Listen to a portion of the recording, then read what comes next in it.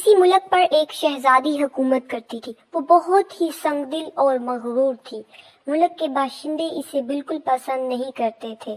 ایک دن شہزادی سیر کے لیے باہر نکلی۔ اسے راستے میں ایک فقیر ملا۔ فقیر کو دیتے جاؤ دعائیں دوں گا۔ فقیر سر جھکائے صدائیں لگا رہا تھا اور ساتھ چھڑی کے سہارے چل رہا تھا۔ اسے نہیں پتا تھا کہ سامنے شہزادی ہے۔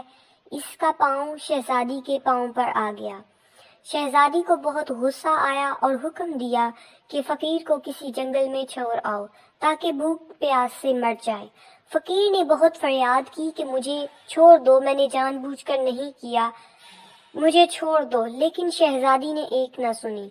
فقیر بہت دکھی تھا۔ اس نے شہزادی کو بد دعا دی کہ تم اندھی ہو جاؤ۔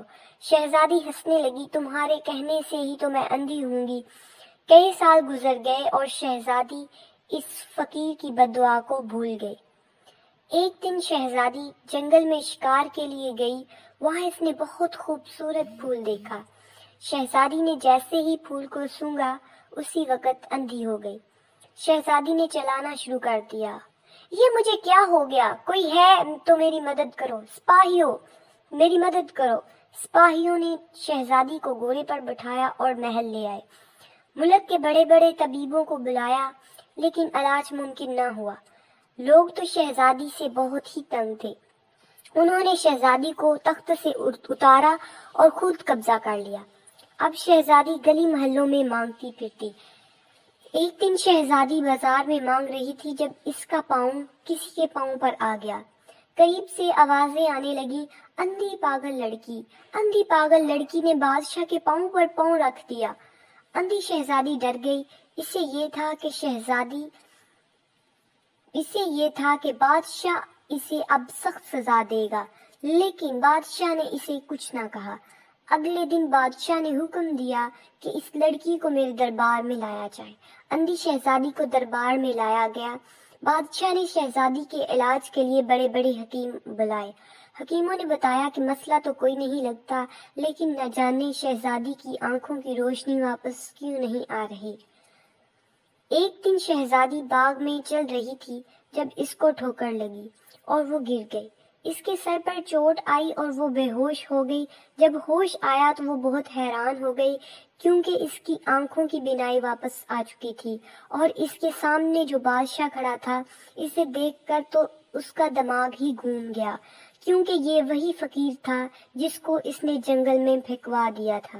بادشاہ نے کہا، ڈرو نہیں، تمہیں تمہاری غلطیوں کی سزا مل چکی ہے۔ بادشاہ نے اپنے بیٹے کی شادی شہزادی سے کرنے کا اعلان کیا۔ شہزادی بہت خوش تھی۔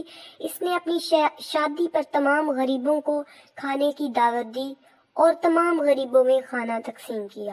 وہ اپنی غلطیوں پر شرمندہ تھی۔ ایک دن شہزادی نے بادشاہ سے پوچھا، بادشاہ سلامت، آپ فقیر سے بادشاہ کیسے بنے؟ فقیر بادشاہ نے بتایا کہ جب آپ نے مجھے جنگل میں پھینک دیا تو وہاں سے ایک دن ایک بادشاہ گزرا۔ بادشاہ کی کوئی اولاد نہ تھی۔ بادشاہ نے بتایا کہ اس کے پیچھے کچھ دشمن لگے ہوئے ہیں، مجھے اپنے گھر میں پناہ دو۔ بادشاہ نے مجھ سے کہا، میں نے اسے اپنے گھر میں پناہ دی۔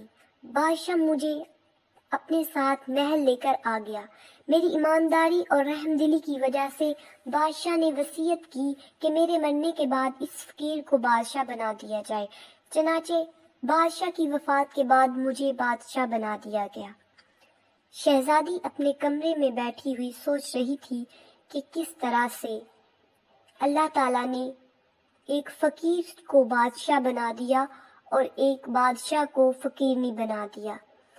شہزادی سوچ رہی تھی کہ یہ اس فقیر کی رحم دلی ہی تھی جس نے اسے بادشاہ بنا دیا، اور شہزادی کے مغرور نے اسے ایک فقیرنی بنا دیا تھا۔